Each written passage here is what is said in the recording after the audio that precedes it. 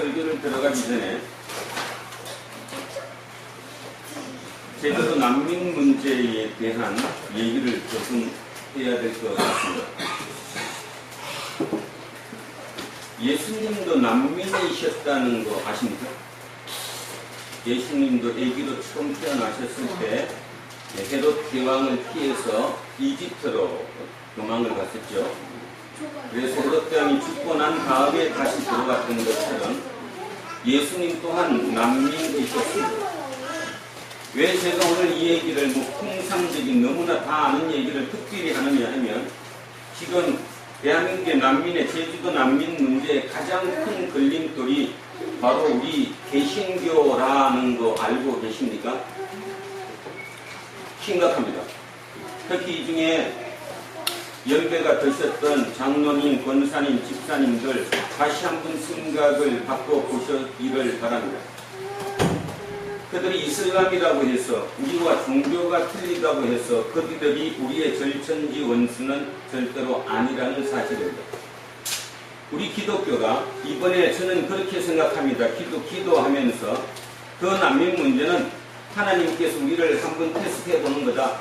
특히 대한민국의 개신교인에 대해서 도대체 아직도 어떤 정신을 갖고 있는가를, 저들을 만약에 우리가 수용하고 포용하고 저들을 못한다면 우리는 절대로 통일할 수 없다. 왜냐하면 저기는 더 나쁜 놈이니까.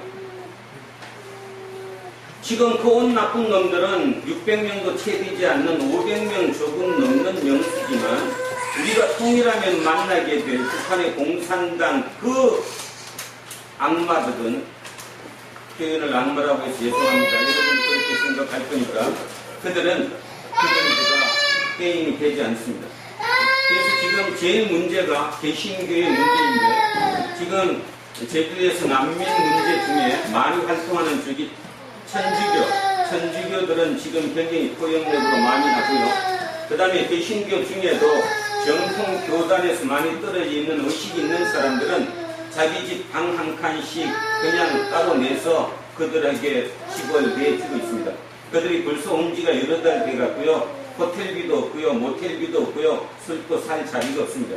그리고 난민은 들어오면 최소한 6개월이 되기 전까지는 한국에 취업을 할 수 없기 때문에 심각하죠. 그래서 지금 몇몇 단체에서 그들을 취업을 시켜주는데 하는 곳이 정해져 있습니다. 수산업, 그러니까 고기를 잡거나 양식하는 곳, 그 다음에 음식점, 이런 곳 빼고는 제조업에 취업을 시키지 않습니다. 제조업이면 공장이거든요. 거기는 지금 일꾼이 모자라서 와서 기다리는데도 거기는 취업할 수 없다고 금지를 시켰습니다. 그리고 두 번째, 출도 금지를 했죠. 제주도를 밖으로 떠날 수 없다. 어쩌면 미친 짓 아닙니까? 거기에 제일 원흉이 누구라고요? 바로 우리입니다. 우리 예수를 열심히 믿고 있다는 개신교가 지금 가장 문제라는 것입니다. 그래서 우리의 같은 아픈 마음이고 생각이 다를 수 있을지 몰라도 우리 또한 난민일 수 있다는 사실을 꼭 염두에 두시면서 마음을 조금 열어주셨으면 합니다. 혹시 기도를 그렇게 하지 마시기 바랍니다. 그들 때문에 우리가 또 이슬람화가 되지 않을까, 그지? 그래서 하나님의 뜻이 잘못되지 않을까라고 그런 기도를 혹시 하시고 계시다면 빨리 바꿔서 하나 될 수 있게 되는 기도를 해 주셨으면 합니다. 하나님은, 저는 지난 한 주간 하나님을 진짜 철저하게 더욱더 하나님께 가까워지는 시간이었습니다. 뭐 여러 이유가 있었겠지만은 하나님께 들어가면 들어갈수록 하나님의 역사는 위대하시다는 거죠. 오늘 제게 아주 여기 뒤에 길게 이렇게 써놨는데 이건 제가 읽진 않지만 조금 더 기회에 되시면 한번 읽어보시기 바랍니다. 이게 그렇게 바울이 1차, 2차, 3차 전도 여행을 떠나서 그렇게 굳건히 세워놨던 그 교회들도 이렇게 무너졌다라는 거죠. 근데 중요한 사실은 실제로 무너졌느냐? 안 무너졌다는 거예요. 무너졌으면 지금 우리가 없겠죠. 하나님의 신은, 하나님의 역사는 그 소수에 일어없는 누구를 위해서 이어진다라는 것입니다. 그래서 저는 오늘 우리 얘기를 한번 하고 싶습니다. 우리 얘기. 또 제가 오늘 천주교 얘기부터 먼저 하니까 이렇게 얘기할 수 있습니다. 제가 신학대학원을 다닐 때 어떤 성결교단의 목사님이 되셨습니다. 아주 철두철미하게 천주교는 뭐라고? 이단이라고. 수업 시내가 내내 우리는 공부를 하면 신학 공부라는 게 그렇죠. 신학의 뿌리는 가톨릭부터 천주교부터 출발되지 개신교부터 출발될 수는 없죠. 그 뿌리를 공부하는데도 그것조차도 이단이라고 하는 그런 목사님을 뵌 적이 있었습니다. 그래서 아마 혹여라도 여러분이 그런 생각에 젖지 않았을까 염려하면서 우리 얘기를 한번 해보죠. 지난주에 우리 예배 끝나고 난 뒤에 남한산성이라고 하는 영화를 봤더랬습니다. 영화. 인조 맞나요? 인조가 그래서 3번 절하면서 땅에다가 헤딩을 9번을 해가면서 항복을 한 다음에 자기의 장남이 왕세자인 소현세자를 청나라의 볼모로 보냈습니다. 그 소현세자가 청나라의 볼모로 잡혀가서 새로운 신문물을 보게 되었습니다. 그래서 그는 어떻게 됐을까요? 친청이 됐습니다. 자기 아버지가 그렇게 모욕적으로 항복을 했던 그 나라임에도 불구하고 그들의 문물을 보면서 그는 친청 인사가 됐죠. 물론 정사에는 뭐 병으로 죽였다 이렇게 나오지만 야사에서 조금 들어가 보면 소현세자는 어쩌면 아버지가 죽였을 가능성도 있다라는 거죠. 왜냐하면 아버지에게 그렇게 치욕을 준 그 나라에 가서 친청 인사가 돼서 돌아왔으니 그 아들에게 왕위를 다시 준다는 것은 말도 안 되겠죠. 독사당했습니다. 소현세자는. 오늘 왜 그 얘기부터 출발하느냐? 그 시기가 언제였는지 혹시 기억나십니까? 17세기 후반입니다. 1660년대, 그죠? 그 시기에 소현세자를 따라서 옆에 시종을 들러 갔던 한 사람이 있었습니다. 그 사람의 이름은 이경상입니다. 그 이경상은 소현세자가 청나라, 지금의 베이징 국경에서 볼모로 잡혀 있는 동안 그분과 함께 그를 시중들면서 살았고요. 거기서 새로운 문물도 보고 새로운 책을 얻게 됐는데 그 책이 그분은 무슨 책인지 몰랐지만 지금 돌이켜보면 그게 교리서였습니다. 기독교에 관한, 그러니까 기독교에 관한 교리서. 그분이 귀국을 하면서 그 책을 가지고 들어왔죠. 무슨 내용인지는 몰랐고 특별하게 의미도 부여하지 않고 단지 거기서 있는 동안에 얻었던 책이니까 그 책을 자기 집 다락에다가 고이 갖다가 놨습니다. 자, 하나님의 역사를 보십시오. 이경상이라는 분이 소현세자를 따라서 청나라에 갔다가 어떻게 우연하게 얻게 된 그 책 한 권, 그 책 한 권을 자기 집 다락에다가 가만히 올려놨었는데 그 아들 4대가 내려와서 그 손자 중에 고손자가 우연찮게 책을 보다가 이상한 책 한 권을 발견했습니다. 읽기 시작했더니 여러분 쓰는 말로 머리가 열렸습니다. 은하수가 보였다고 얘기합니다. 은하수가 보였다. 무슨 뜻입니까?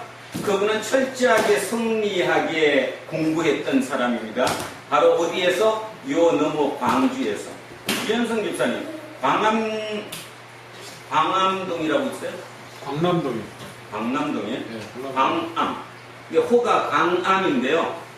바로 이벽이라고 하는 사람입니다. 그 이벽이 10대 후반에 그 할아버지, 고조 할아버지께서 가지고 왔던 그 책을 우연하게 읽다가 새로운 것을 본 것입니다. 머리가 환하게 열리고 눈이 확 띄는 거죠. 그래서 공부를 하기 시작했습니다. 그거에 대해서 독학을 한 거죠. 혼자서 독학. 자, 여기까지 보면 신기하지 않습니까? 어떻게 4대조 고조부가 우연찮게 청나라에 갖다 놓은 그 책을 고손자가 이렇게 배웠고 또 어쩌면 그 고손자가 철저한 성리학을 배웠던 주자에게 일가견을 가지고 있던 그 사람이 그 책을 보고 머리가 새롭게 뭔가 눈이 떠졌을까요? 하나님의 역사겠죠. 자, 다음 얘기 들어보십시오. 그런데 자기 누님이, 이벽이라는 그분의 누님이 누구한테 장가를 갔냐 하면, 우리는 정약용 그러면 알죠? 정약용의 맨 큰 형이 정약현입니다. 뭐 외우지 마시고 그냥 대충 드라마 보듯이 들어보십시오. 정약현. 그 밑에가 정약전, 그 밑에가 정약종, 그 다음에 정약용입니다. 사형제인데 맨 위에 큰 형인 정약현은 엄마가 다릅니다. 옛날에는 첫째 부인 정실부인, 소실부인이 있었으니까. 그러니까 둘째 정약전, 셋째 정약전, 넷째 정약용, 요 삼형제는 엄마가 같고요. 맨 위에 큰형 정약현은 이제 큰엄마, 원엄마죠. 그러니까 정실부인의 자식입니다. 그런데 그 정약현의 뭘로? 부인으로 이벽의 누나가 시집을 갔습니다. 여기서, 여기 광주 여기에서 저쪽 팔당땡 지나면 지금 그 마저라고 하죠? 그걸로 시집을 간 것입니다. 정약용 집안으로. 어느 날 몰입해 있던 그 서합이라고 부르는 그 천주교의 교리에 몰입해 있던 이벽이 자기 누님이 갑자기 죽는 바람에 누님의 제사를 지니기 위해서 마제를 들렸습니다. 당연히 가야죠, 그죠? 누님이 돌아가셨습니다. 자, 돌아가시고 장례를 다 치르고 나왔는데, 그때는 걸어오는 게 아니라 지금의 팔당댐 양수리부터 서울까지 배 타고 갔다고 그러네요. 그래서 배를 몇 시간 타면서 배를 탔는데, 그 배에 탄 사람이 바로 이벽. 자기 누님이 죽었으니까 갔다 온 사람이고, 그 다음에 누구입니까? 정약전, 정약종, 정약용. 이분은 누가 돌아가신 거예요? 알았어요. 못 들었나 봐요. 누가 돌아가신 거예요? 형수님이 돌아가셨어요. 큰 형수님이 돌아가셔서 같이 그 배를 타고 서울로 돌아오는데, 이벽이 얘기하는 겁니다. 아, 요즘 제가 새로운 데 빠져 있는데 참 기가 막히다. 한 분 이거 한 분 배워보시니 어떨런지요. 처음에 그 얘기를 듣던 천국의 얘기, 지옥의 얘기, 사람이 다시 살아 죽었다가 부활한다는 얘기 들었을 때 황망했다라는 거죠. 그럼에도 불구하고 그 이벽이 누군지를 아니까, 예를 들어서 그냥 흩은 소리 하는 사람이 아니라, 그래도 우리 큰형수의 동생인 이벽은 그래도 이 성호의 제자이니까 뛰어난 사람이다. 그래서 서울에 와서 그분 집에 들러서 책을 들여다봤는데, 그 책이 바로 여러분 국사 시간에 많이 배웠던 마테오 리치의 천주시리, 그 다음에 칠금, 이런 교리집을 보게 됐습니다. 은하수가 보이더래요. 이건 정약종의 얘기입니다. 정약종은 그거를 보는 순간 은하수가 보여요. 얼마나 꽉 막혔으면 자기가 지금까지 배우고 믿고 옳다고 믿었던 그거에서 완전히 새로운 각도를 보게 되는데, 그냥 은하수를 보는 것처럼 이렇게 쫙 보여요. 그래서 그 집안이 이제 문제가 생기기 시작했습니다. 자, 그래서 그 집안에 누가 죽었습니까? 정약종은 순교했죠. 그 위에 형 정약전, 동생 정약용은 뭐 했어요? 배교했습니다. 나 안 믿는다고. 천주를 안 믿는다. 그래서 귀양 간 건 아시죠? 그 다음에 누님이 있습니다. 누님의 남편이 누구냐 하면 바로 이성훈입니다. 정약용의 누님. 바로 위에 누님의 남편이 이성훈인데, 이성훈과 이벽은 같은 문화생이에요. 그러니까 친구라고 친구. 그래서 이벽이, 이성훈이 북경으로 아버지 따라서 북경으로 어린 나이에 북경으로 뭐 간다고 그러니까 사절단에 따라간다고 그러니까 그 집을 찾아가서 손을 잡고 부탁을 했답니다. 북경에 가면 분명히 성당이 있다. 거기 가서 우리 얘기를 하고 꼭 책을 얻어와라. 그리고 뭐 하면 그 가서 아예 영세까지 너가 받고 와라. 그렇게 해서 이성우는 졸지. 전혀 아무 뭐 믿음이고 뭐가 아무것도 없는 졸지에 단지 매형이라는 입장. 그리고 매형이니까 또 뭐가 돼야 안 돼요? 사돈 되잖아, 사돈. 그래서 사돈의 부탁을 받고 북경에 가서 교리를 공부를 하고 교리서를 얻고 그 다음에 최초로 세례를 받고 우리의 나라에 돌아왔죠. 그게 이성훈입니다. 그다음 어느 날 거기에 푹 빠져 있던 정약용이 자기 외사촌을 만났습니다. 그 외사촌한테도 얘기합니다. 야, 이 책이 있는데 기가 막혀 기가. 그래갖고 그 책을 또 보여줬어요. 그랬더니 그 외사촌도 이제 여러분 쓰는 말로 뿅 갔어요. 모든 게 거기. 근데 마침 그때 그 어머니가 돌아가셨어요. 외사촌 어머니가 돌아가시니까 어떻게 해서 그 외사촌이 32살의 그 젊은 외사촌이 나는 이제 이 책에 읽은 대로 한다. 절대로 신주 모신다 안 모신다? 안 모신다. 안 모신다. 그래서 제사를 지내지 않겠다. 그렇게 해갖고 우리나라 최초로 순교당했죠. 바로 우리 전주에 살던 전동성당이 그분의 순교터였습니다. 바로 윤지충입니다. 제가 왜 사람 얘기를 하느냐 하면 바로 그 한 사람에 의해서 시가 해가지고 온 가족이 친척이 연결돼서 그들이 다 죽었다는 거죠. 물론 그 죽음으로 인해서 지금의 한국 교회가 있다라는 얘기를 하는 것입니다. 혹시 황사영 백서 사건이라고 들어보셨죠? 황사영은 황사영은 아까 맨 처음에 했던 제일 큰 형님 정약현의 사위입니다.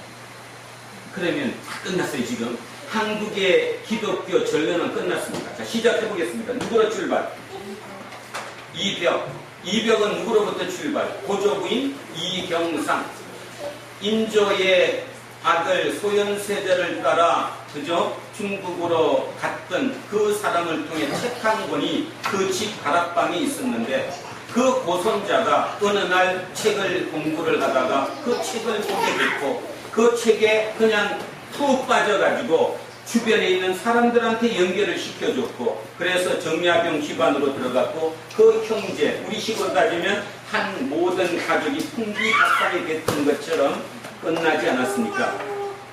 이거를 읽어보면서 제가 그래 하나님의 역사라는 게 참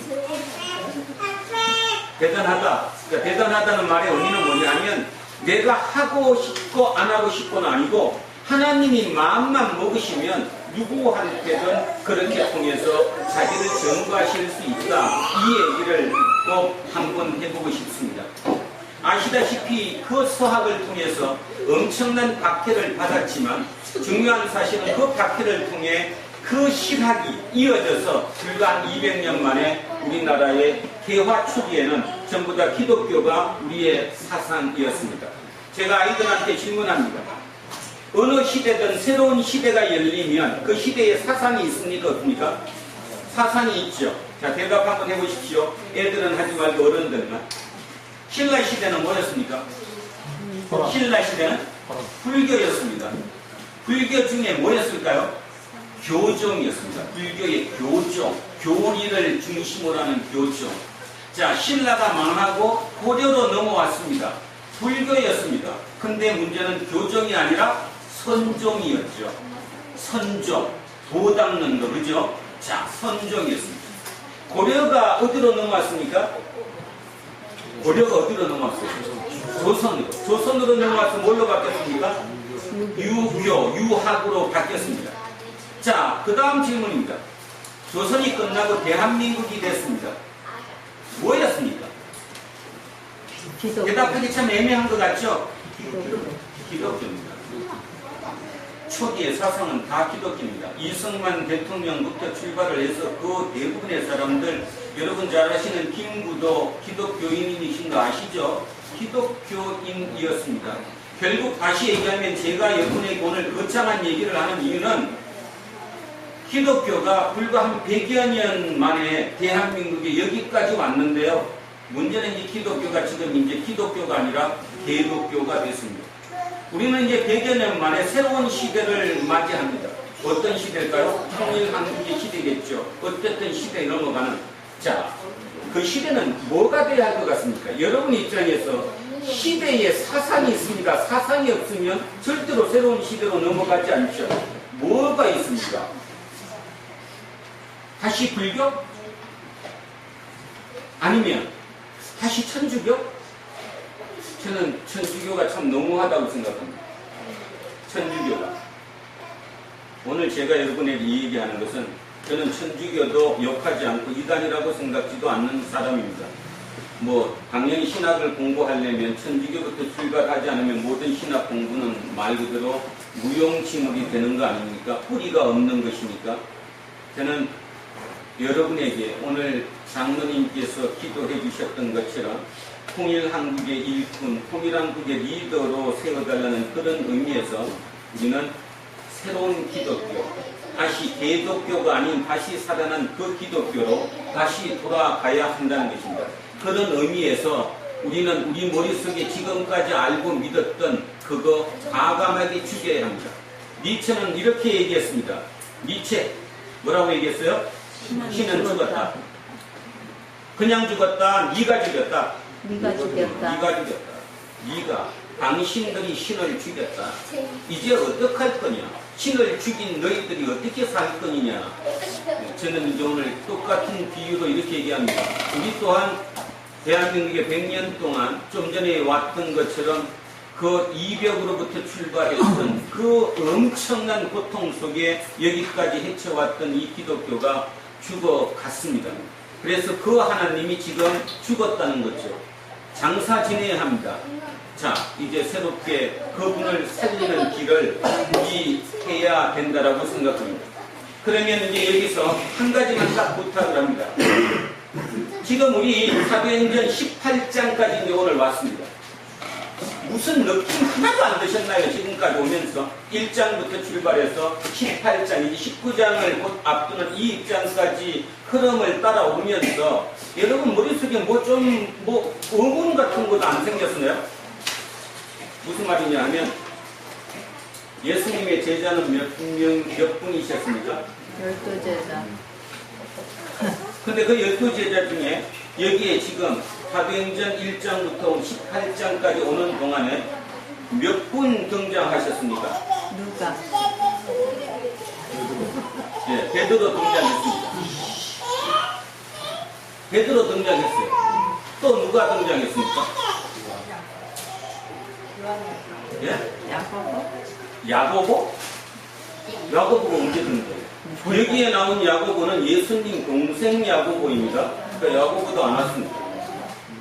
요한 한 번 나왔습니다. 살짝, 그죠? 무엇입니까? 제가 새로운 기독교 좀 전에 얘기했는데 새로운 기독교인가 새로운 게 없죠. 새로운 게 아니라 다시 우리는 원래대로 돌아가기만 하면 됩니다. 그 의도를 알면.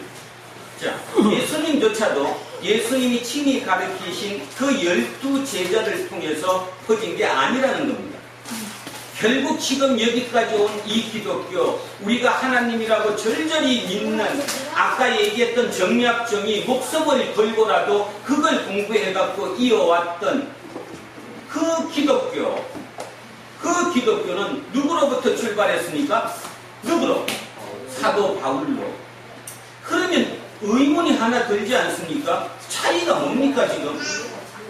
베드로를 위시한 그 12명의 제자와 바울의 차이가 뭐냐고.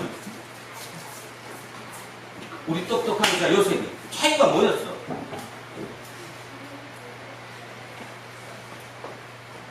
차이가 뭡니까? 12제자는 유대만 공부였어요. 머리에 든 지식이었습니다. 그 지식으로 다른 것을, 세상에 있는 지식을 맞짱 뜰 수 있고 그들과 이거를 하나로 만들어낼 수 있었기 때문에 여기까지 왔다는 것입니다.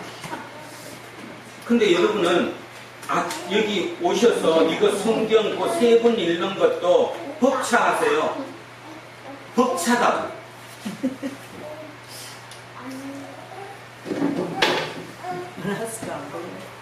인풋 없이 절대로 아웃풋이 없을 뿐더러 제가 화근하던데 인풋 없이 구원 없습니다. 절대로 없습니다. 구원 받았다고요? 뭘로 받았는데? 구원 받은 사람이 난민을 쫓아내라 소리 합니까? 구원 받은 사람이 그들한테 가서 피켓 들고 항의합니까? 그죠? 구원 안 받았습니다. 여러분 착각하지 마시라는 겁니다. 자, 그러면 구원이 뭐였습니까? 구원은 철저하게 하나님의 알아간 것이 진짜 실력을 쌓아간 것입니다. 자, 그래서 제가 지난주에 책을 뭐 많이 읽지 못하고 조금 읽었는데 그 읽었던 단락 중에 이런 얘기가 있습니다. 여러분에게 들려드리고 싶어서. 뭐 한다고 했지? 갑자기 지금 머리가 딱 끊겼어요. 조금 읽었다. 책을 읽었는데 가야바 혹시 기억나신가? 가야바? 네. 가야바가 누구였죠? 대제사장. 네. 그죠? 예수님을 죽일 때 대제사장이 가야바였잖아요. 네. 가야바 가족 무덤을 발굴했는데, 고고학적으로 무덤을 발굴했는데 그 가야바의 무덤에 사람 이 뭐지 이거 해골 이 안에 입에 동전이 들었더래요. 그거 우리나라랑 똑같네. 무슨 뜻입니까? 가야바는 유대인들을 최고로 대표하는 수장입니다. 근데 그가 자기 입에 뭐를 물고 죽었다는 거예요? 동전. 그 동전이 뭘까요? 지옥에 있는 강 건널 때 뱃사. 우리랑 똑같은 겁니다. 그 말의 의미는 뭔 뜻입니까? 제가 그걸 딱 읽는 순간에 하느님이 그들을 버릴 수밖에 없었다라고 나왔어요. 그들하고 할 수가 없었어요. 그들이 아무리 열심을 해도 그들하고는 할 수 없었어요. 그들의 최고의 위치에 있는 그들조차도 하나님을 믿은 거예요. 세상의 그 삶을 그냥 그대로 믿은 거예요. 삶을 믿은 거잖아. 그러니까 죽을 때 지옥에서 강 건너려면 뱃삭시 있어야 되니까 여기다 넣고 가야 된다. 그 다음 또 발견한 거. 또 하나 읽은 것 중에 제일 쇼크는 그 당시에 바리새인, 그 다음에 사두개인을 비롯한 그 지도층에 있던 사람들이 가장 수술을 많이 했는데 그 수술이 무엇인지 아십니까? 수술을.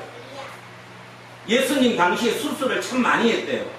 적어도 서민들은 못하고 고위급에 있는 사람들만 수술을 했는데 그 수술이 뭐였느냐?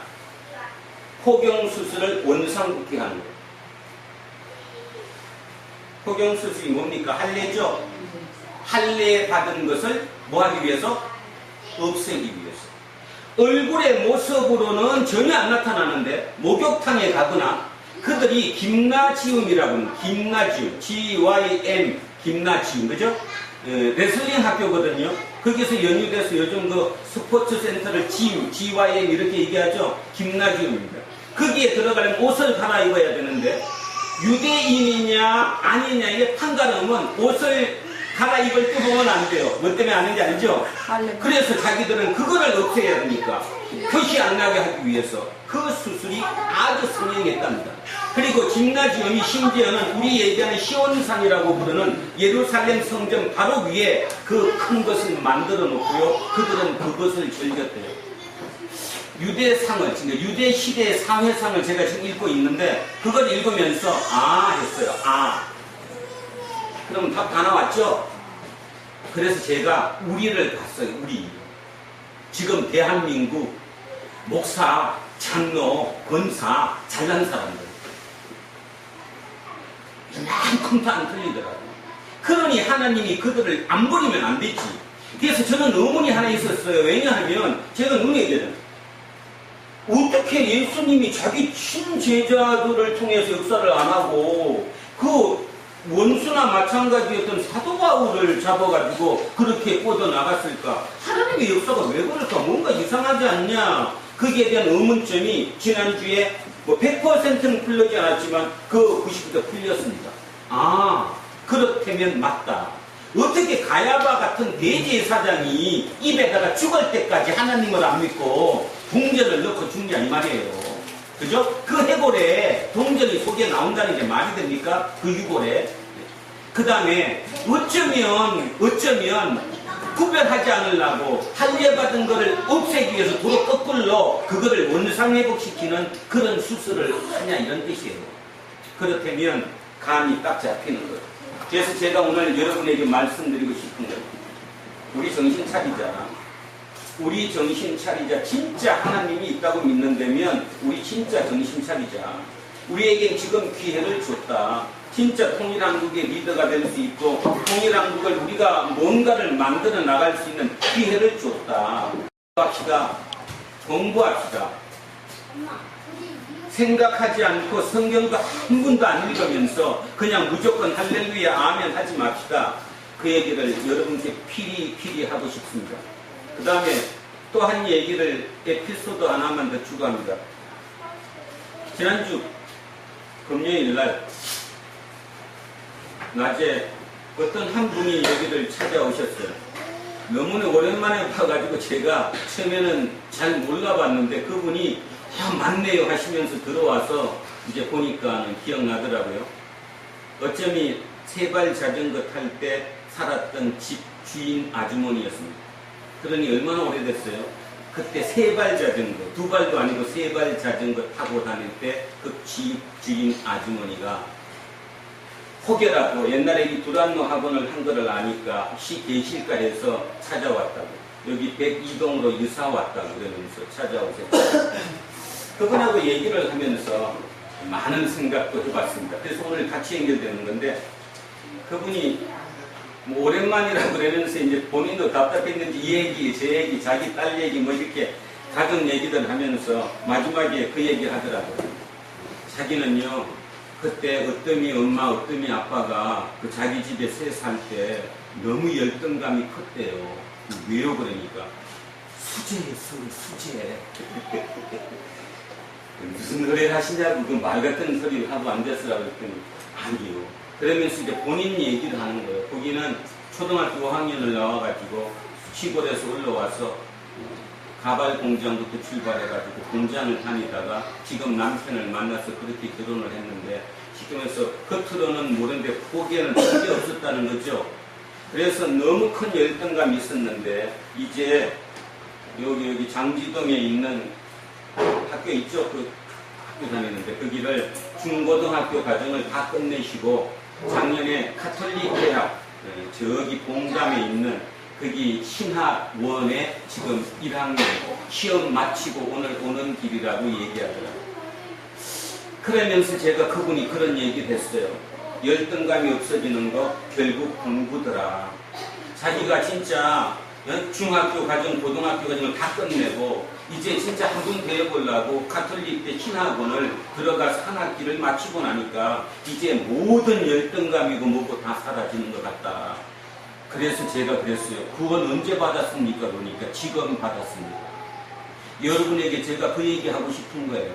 모두 구원 받았다고 그랬죠. 왜 성당 나간 지가 40년이 넘었으면 40년 전에 구원 받았다고 얘기해야 되지만 구원이 아니었던 거예요. 마음속에 항상 그게 없었으니까.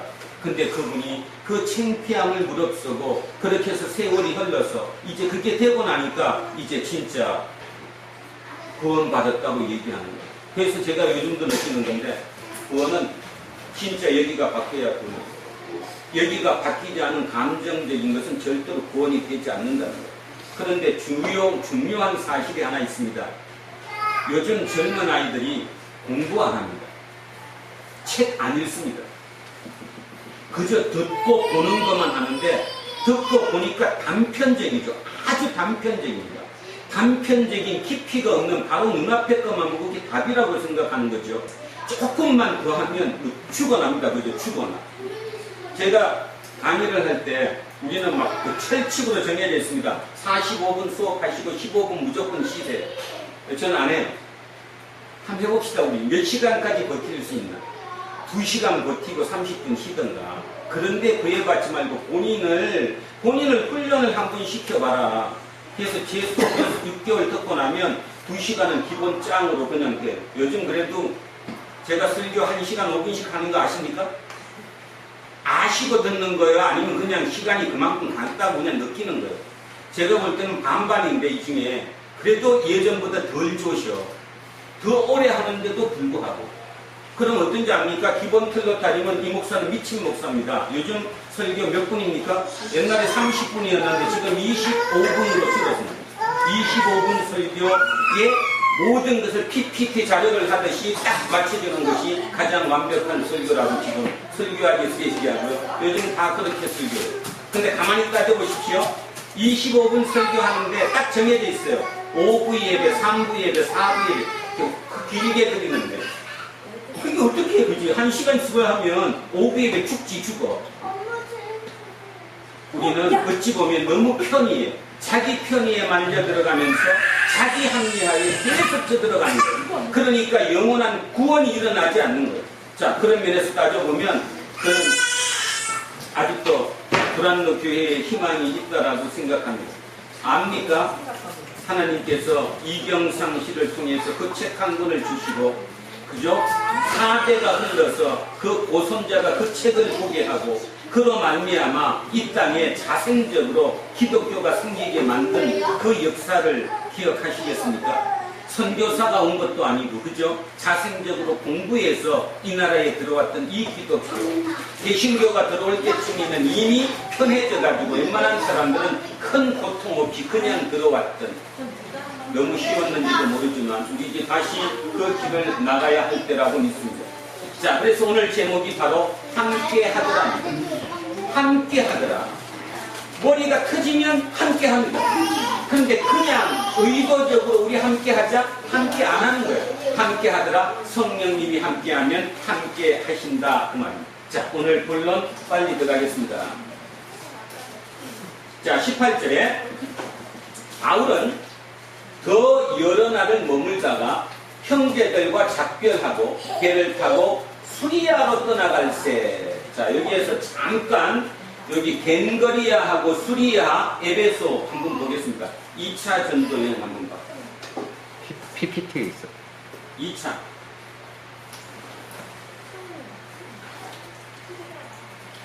바탕에 있어, 바탕에. 아, 그냥 PPT 설교 다음에 넣어놨어.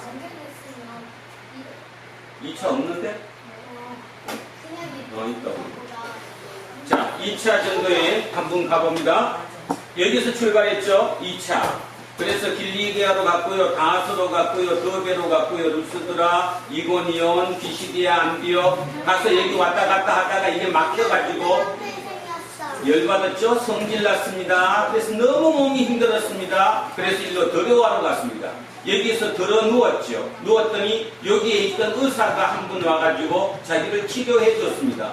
그 의사와 이 얘기, 저 얘기 나누다가, 아, 그렇구나. 하나님의 뜻이 일로 가라는 것일지도 모르겠다. 그래서 꿈에 환상을 봤다고 얘기하며 일로 넘어갑니다. 빌립보에서 데살로니가, 그 다음에 여기 베레아, 거쳐서 아테네까지 왔습니다. 아테네에서 이제 그 다음에 고린도까지 왔는데요. 지금 여기 그림이 보시기 좀 뭐하겠지만, 여기 아테네와 고린도, 여기 사이가 여기 붙어 있는 거거든요. 그래서 여기에 섬이 아니고 반도입니다. 이 반도를 펠로폰네소스 반도라고 그래요. 이 펠로폰네소스 반도니까 여기 고린도는 항구가 두 군데 있습니다. 요쪽 편 서쪽에도 항구가 있고 이쪽 동쪽에도 항구가 있겠죠. 이 동쪽 편에 있는 항구 이름이 겐거리아. 오늘 이제 바울은 이 겐거리아에서 배를 탔습니다. 어디로 가기 위해서? 수리아. 여기 안디옥, 시리아라고 부르는 일로 가기 위해서 여기서 배를 탔다라고 지금 기록하고 있습니다. 그런데 한번 보십시오. 여기 그림을 한번 보면 이상하다. 여기서 수리아를 간다고 배를 탔는데 왜 여기에서 에베소에 왔다가 여기서 이렇게 갔을까라는 거죠. 이 가이사랴로 갔을까? 이렇게 왜 안 가고 이렇게 갔을까라는 겁니다. 학자들은 두 가지 얘기가 있는데 어떤 학자들은 에베소에서 온 이 사도 바울이 유월절을 지키자. 유월절을 어디 가서? 예루살렘에 가서. 그래서 유월절을 지키려고 일로 갔다 하는 한 주장이 있는 반면 또 한 주장은 바람이 멈췄다. 여기는 지금 편서풍이 불거든요. 편서풍이니까 이쪽에서 일로 바람이 불어야 되잖아. 이쪽에서 일로 바람이 불면 이게 배가 이렇게 가는 거예요. 이렇게. 편서풍이 불면. 근데 편서풍이 멈추면 배가 이렇게 못 가는 가니까. 그때는 다 이게 배 도로 가게 돼 있으니까. 그래서 어쩔 수 없이 배가 그 당시 시기가 가을이었기 때문에 이렇게 갈 수가 없어서 배가 이렇게 왔다. 이렇게 두 가지 주장이 있어요. 뭐 어떤 주장을 찾으시든 지금 우리는 알아야 될 거, 가을이 여기 겐거리아 고린도의 이쪽 동쪽에 있는 항구에서 배를 타고 일단 에베소에서 거쳐가지고 여기서 배가 이렇게 갔다. 가이샤라까지 갔다. 이 가이샤라에서 예루살렘, 요 바로 위에 있죠. 올라갔다가 이 예루살렘에서 다시 다마스커스를 거쳐서 안디옥으로 돌아갔다. 이 순서를 한번 기억하시면 오늘 순서가 여기까지입니다. 오늘 이제 고린도에서 2차 전도 여행이 끝나고 수리아로 간다라고 분명히 지금 본문에 나와 있는데 왜 실제로 간 것은 일로 갔느냐? 배가 한꺼번에 하루에 일로 바로 못 가겠죠. 그러니까 여기서 일단 여기를 거쳐서 이렇게 가게 됐다. 거기까지를 한번 보시면서 자 들어갑니다. 자, 바울은 여러 날 머물다가 형제들과 작별하고 배 타고 시리아로 떠나갈새 브리스길라와 아굴라도 함께 하더라. 자, 오늘 제목이 여기서 왔습니다. 뭐 하더라? 함께 하더라. 누구와? 브리스길라와 누구도? 아굴라. 여러분, 브리스길라 아굴라가 직업이 뭐였죠? 뭐 만든 사람? 그럼 텐트 만드는 사람이 옛날에는 누구랑 똑같았죠? 무두장이. 왜요? 그때 텐트는 뭘로 만들었어요? 가죽으로. 텐트는 가죽으로 만들었지 지금처럼 그거 천으로 만든 게 아니었기 때문에 텐트쟁이는 아주 하층민이에요. 무두장이한테는 시집도 안 보내잖아요. 그죠? 그럴 정도로 그 죽은 가죽을 만지는 그 일이에요. 그런데 이들이 이 하층민이었던 브루스길라와 아굴라가 지금 어떻게 됐냐 하면 49년, 50년에 로마에서 떠나왔죠. 쫓겨왔죠. 쫓겨와갖고 여기까지 왔는데 우리 배웠는데 51년 봄에 여기에서 무슨 경기가 있었다고 그랬는데 혹시 기억이 하시나 안 하시나 봐요. 오늘부터 공부할 거예요. 내가. 공부하면 틈되니까. 포세이돈이라는 해양신을 섬기는 축제 이름. 올림픽은 몇 년마다 열렸는데 4년마다 열렸는데 이때 2년마다 열리는 거 이스터미아. 뭐라고요? 이스터미아 경기가 어디서 열렸다? 고린도에서 열렸다. 그러면 여러분 질문. 아굴라와 브리스길라 한몫 잡았을까요? 안 잡았을까요? 잡았어요. 한몫 잡았죠. 왜냐하면 이스터미아 경기가 안 있었으니까. 그죠? 그랬었으면 자 여러분이요. 사모님이 브루스길라요. 따라가야지 안 가세요? 안 가요. 안 가야지. 이제 드디어 터 잡았는데 터도 잡고 한몫도 잡고 그죠? 이게 돼 있잖아요. 여기를 왜 떠나? 절대로 떠날 수 없는 겁니다. 그런데 문제는 이분들이 떠났다는 거예요. 떠났어요. 브루스길라와 아굴라도 함께 하더라. 누구와 함께 하였다? 사도 바울이다. 사도 바울과 함께 한 게 아니라 아까 배웠던 우리나라에 돌아오면 배웠던 이벽과 함께 했던 누구? 정약용, 정약전 그 사위 항사형 그 다음에 매제 누구? 이성훈 그죠? 그런 가족이 다 함께 했던 것처럼 함께 한 거예요. 모든 걸 버리고 하나님과 함께 한 겁니다. 이들이. 자, 그래서 브리스길라와 아굴라가 함께 하더라. 그러면 여기서 이제 두 가지를 생각할 수 있습니다. 바울 입장에서는 자기가 가자고 했을까요? 야, 너 어차피 그러니까 하나님께 헌신해. 가. 지금 목사는 그랬을 것 같아. 지금 목사는. 그러면 복 받으니까 그냥 해. 다 바쳐. 그랬겠어요? 바울이 그랬겠어요? 절대로 안 그랬을 겁니다. 그런데 브리스길라와 아굴라가 이제 함께 하겠습니다. 이거는 당신의 문제가 아니라 내가 하나님을 알았기 때문입니다. 1년 반 동안 당신과 같이 살면서 전해들은 그 얘기로 그 하나님을 나는 온전히 믿습니다. 내 모든 인생을 이제 하나님과 함께 합니다. 그러니까 나도 데리고 가십시오. 그랬더니 데리고 간다고 했을까요? 안 했죠. 안 했을 것입니다. 그런데 이들은 따라왔어요. 어디까지? 에베소. 자, 에베소에 왔습니다. 그들을 거기 머물게 하고, 자, 거기 머물게 했어요. 누구와 누구를? 브리스길라와 아굴라는 그냥 머물게 하고, 어디에? 배에. 배가 지금 정박해서 하루 쉬고 바로 가는 거예요. 배가 끝나는 게 아니니까 배가 이렇게 가면서 우리 정거장 거쳐서 가듯이 지금 여기 정박했다가 다시 이제 가야 되니까 거기 그냥 있게 하고 그 약간 틈나는 그 시간에 자기는 어디로 들어갔어요? 회당에.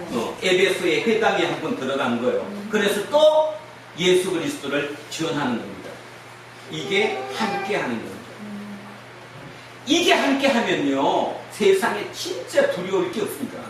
뭐가 걱정되겠어요? 하나님과 함께 있는 말 그대로 모든 것이 그분의 뜻 가운데서 그분하고 함께 하는 건데 내가 그의 뜻을 행해 주는 건데 자 그래서 그 잠시 틈을 내 가지고 배에다가 그를 남겨주고 회당으로 들어갔어. 유대인과 변론을 했어요. 그랬더니 여러 사람 그러니까 여러 사람이 유대인이겠죠. 이들이 더 오래 있기를 청하되 허락지 아니하고 자 여기서 제가 지난주 읽었던 것을 조금 더 합니다. 자 읽었던 거 지난주 제가 두 가지 얘기했어요. 가야바의 무덤에서 뭐가 나왔다? 여기에는 동전이 나왔다. 그거 또 하나 그때 당시에 성령을 많이 했는데 어떤 성령을 했다? 할례받은 것을 도로 원상 회복시키는 그래서 핑계되지 않는 그런 성령이 상당히 많았다. 그 얘기까지 했습니다. 그 다음에 유대인의 지식청이나 또는 헬라인의 지식청 중에는 아까 우리나라의 이벽이 그 책을 읽고 은하수가 보였다고 얘기하는 것처럼 그들은 이 하나님에 대해서 굉장히 좋아했습니다. 왜 그럴까요? 그때 당시에 모든 신은 뭡니까? 다신 아닙니까? 다신? 그리고 다 형상이 있습니다. 근데 하나님은 뭐가 없어요? 형상이 없어. 유일신이면서 뭐가 없어요? 형상이 없어요. 그러니까 지식인들이 봤을 때는 대단한 거였거든요. 인기가 있었다는 얘기입니다. 인기가. 그래서 보편적인 사람들은 무시했던 거지만 지식인들 사이에서는 이 신, 이 야훼 신, 이 예수 그리스도 이거에 대해서 굉장히 관심이 많았다는 것을 제가 시대상을 읽으면서 읽었습니다. 그랬을 수 있겠다 이런 생각이 들었어요.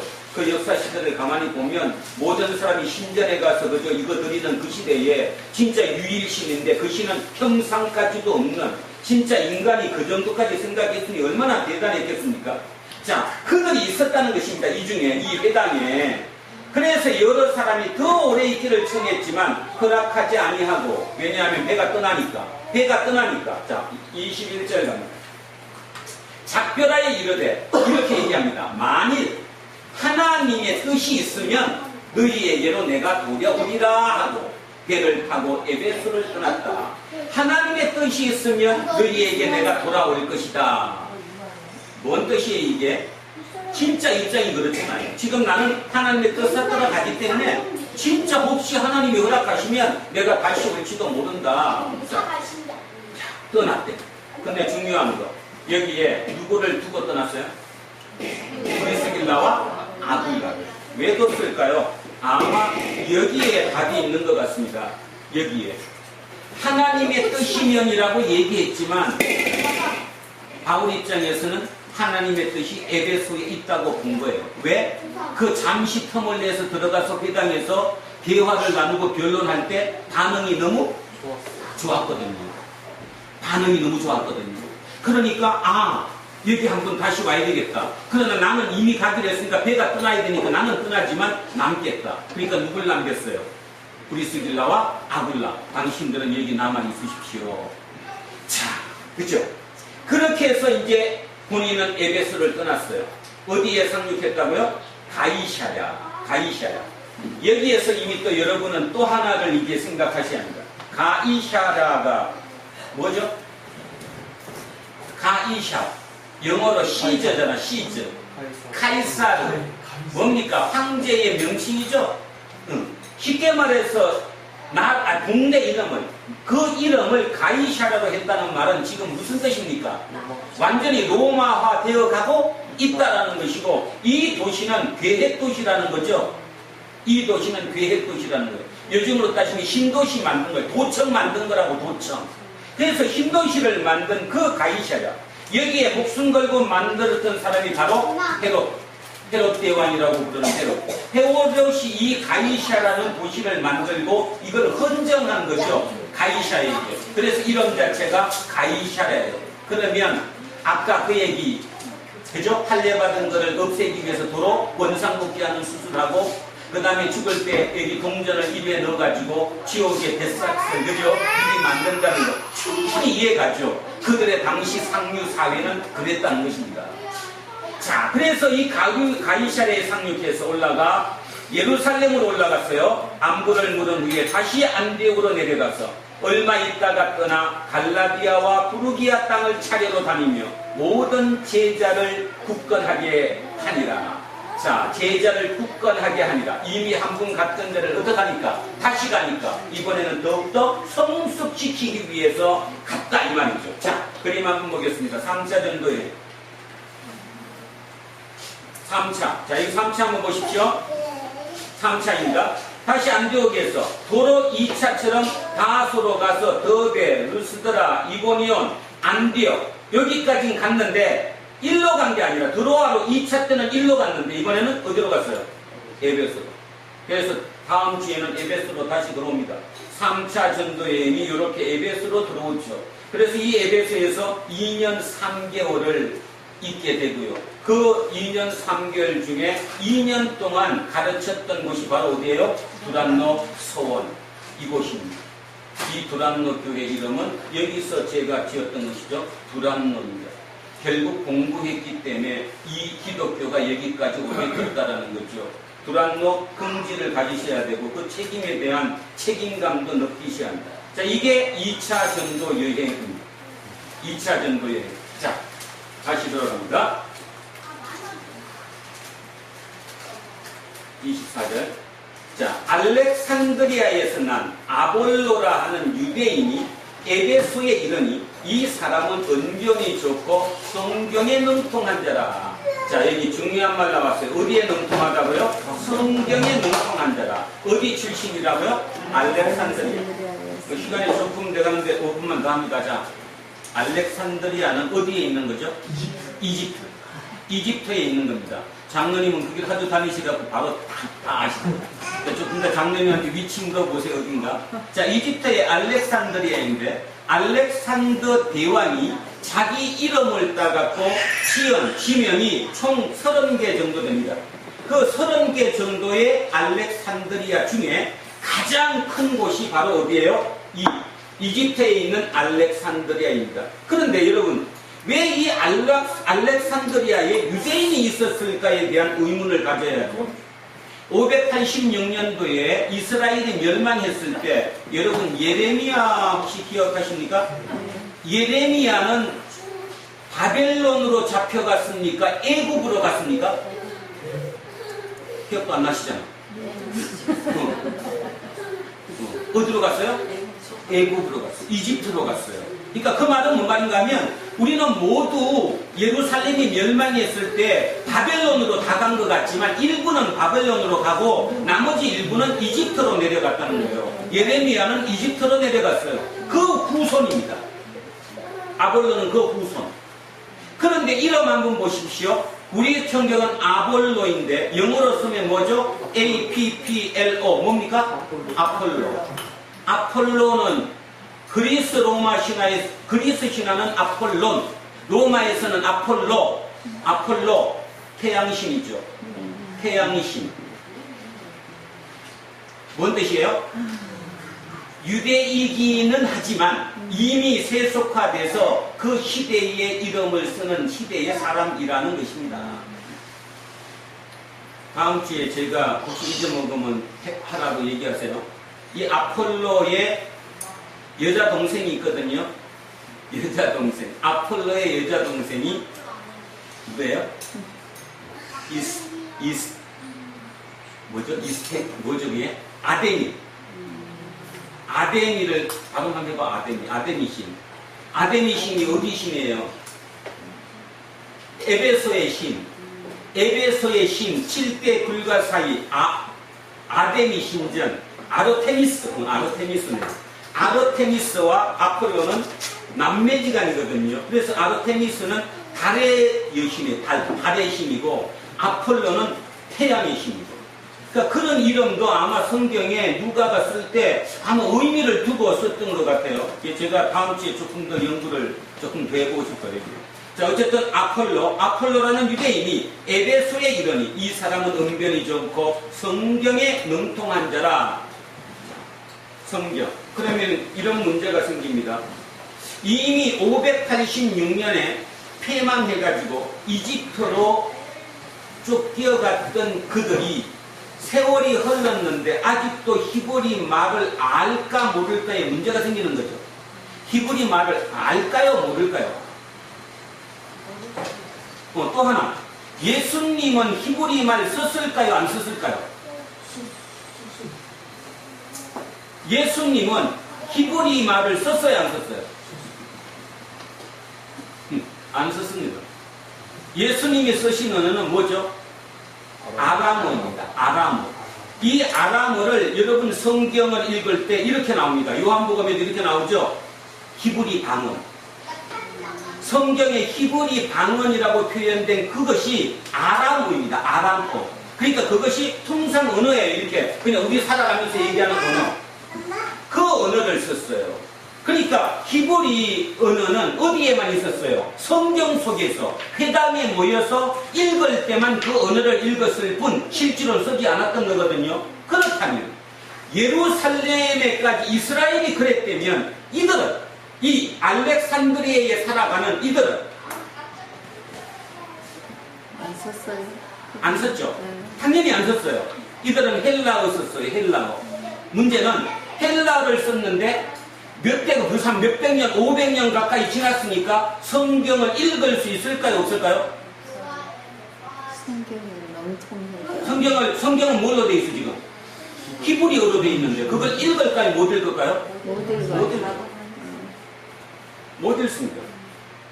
그래서 알렉산드리아에 있는 사람들이 헬라어로 히브리어를 헬라어 성경으로 바꿔달라, 번역해달라. 그래서 번역한 거를 우리는 뭐라고 그럽니까? 70인역이라고 부릅니다. 정확하게는 72인입니다. 왜죠? 12지파에 한 지파에 6명씩이면 얼마예요? 12지파에 한 지파에서 6명씩 뽑았으니까 72죠. 네. 그래서 이런 두 명이 번역을 한 거예요. 뽑아가지고 당신은 창세기해, 나는 출애굽기 할게, 이렇게 다 분량을 논아줘가지고 그래서 빨리 번역을 한 거거든요. 무슨 어로? 헬라어로. 그래서 이들을 읽게 하기 위해서 그 성경입니다. 이 성경이. 그래서 우리는 이 성경을 70인역 성경이라고 부릅니다. 그래서 꼭 기억하세요. 70인역 성경은 히브리어를 뭘로 바꾼 거다? 헬라어로 바꾼 거다. 그 다음에 여러분 지금 성경 오늘 제목 아시죠? 제목 창세기부터 배열된 거, 이 배열이 70인역을 따른 겁니다. 히브리 성경을 따른 게 아니고요. 우리 여러분 보는 구약 성경의 순서가 이 70인역을 따라서 보도록 한 거예요. 자, 그래서 이 성경에 능통하더라 라고 나왔어요. 그가 일찍이 주의 도를 배워 열심으로 예수에 관한 것을 자세히 말하며 가르치나 요한의 세례만 따릅니다. 아볼로는 누구까지는 알아요? 세례 요한까지는 알아요. 세례 요한까지 안다는 말의 의미가 뭘까요? 세례 요한이 뭐를 선포했는데 두 마디. 회개하라. 그 다음 한마디 더. 천국이 가까이 왔다. 하나님의 나라가 가까이 왔다. 회개하라. 이 두 마디. 여기까지는 안다는 거예요. 누가? 아볼로가. 그러면 질문. 회개하라. 천국이 가까이 왔다. 지금 빨리 삶을 돌이켜라. 요거는 요한이, 그죠? 예수님도 물론 하셨지만 거기까지가 요한이. 그러면 그 위에 붙는 게 뭐예요? 복음에 붙어야 되잖아요. 우리는 그게 끝나면 안 되잖아요. 뭐가 붙어야 됩니까? 우리는 그 예수가 뭐다?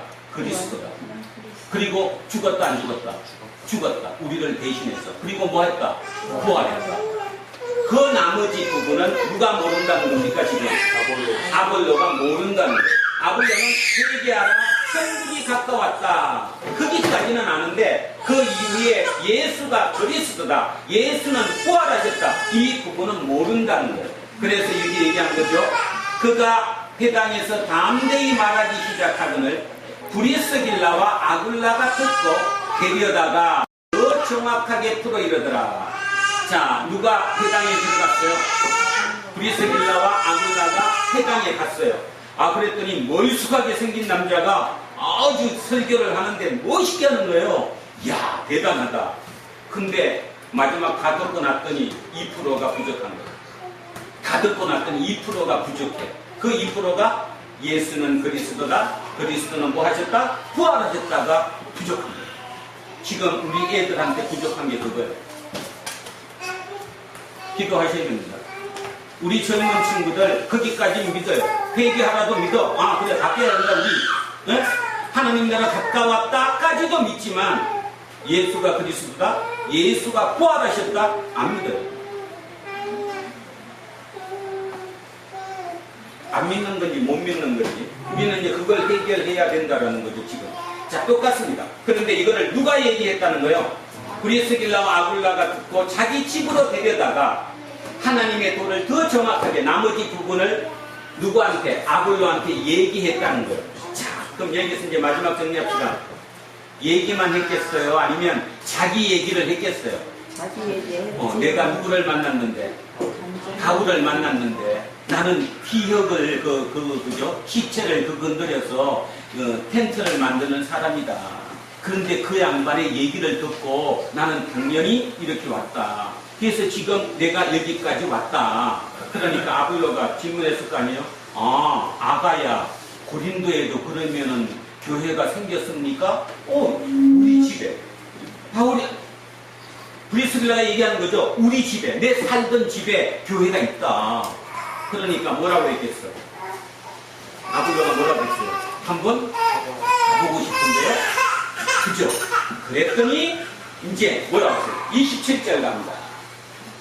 아굴로가 아가야로 건너가고자 하는 거. 이 아가야가 어디예요?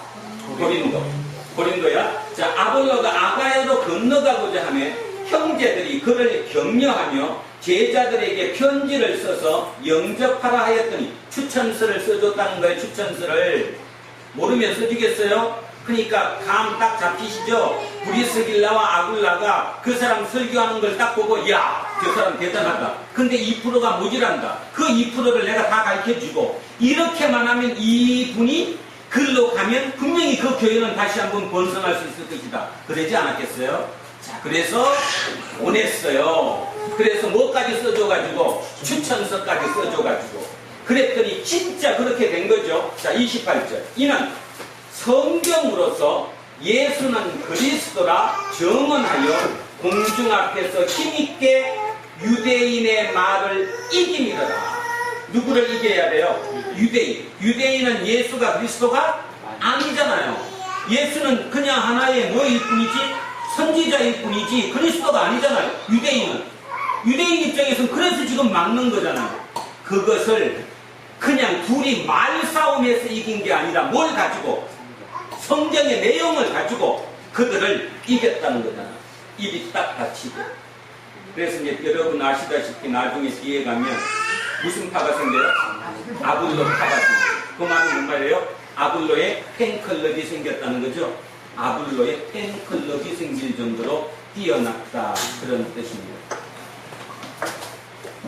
오늘 마무리합니다. 하나님의 말씀은 내가 잘났든 못났든 또 내가 하고 싶든 하고 싶지 않든 관계없이 하나님은 역사하십니다.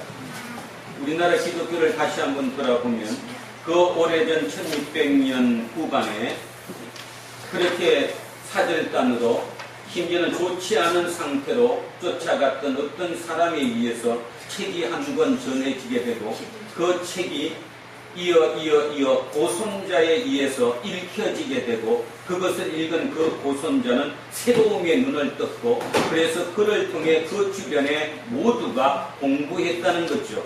그래서 우리나라에 기독교가 들어왔더랬습니다. 우리나라는 자생적인 종교였다는 거죠. 개신교는 그래서 훨씬 쉽게 이미 들어온 땅에다가 그냥 들어왔습니다. 지금 우리는 다시 한번 이렇게 새롭게 도전할 시기입니다. 우리가 따라가고 있는 사도행전의 모든 일도 이미 기존으로 되어 있던 하나님의 말씀, 유대교라는 그 발판으로 다시 한번 새로운 하나님이 증거되는 거 아닙니까? 하나님은 한 분이신데 왜 유대교 하나님과 기독교 하나님이 틀리겠습니까? 해석이 틀리기 때문에 그렇죠. 우리는 지금 그 해석을 새로 해야 할 아주 정확한 분기점에 와 있다는 것입니다. 하나님이 여러분 속에 들어갈 수 있게 되기를 축원합니다. 진적으로 그렇게 돼서 함께 하게 되면 여러분 삶 자체가 온전히 변할 것이라고 믿습니다. 이것에 와서 맨날 졸지 않을 것이라는 거죠. 여기 와서 아무 해도 하나님 꼭 안 주십니다. 하나님의 복은 여러분 스스로 받고 안 받고는 본인 스스로 안다는 겁니다. 본인 스스로의 하나님을 아는 것이지 내는 안 했는데 하나님이 갑자기 복 주지 않으신다는 것.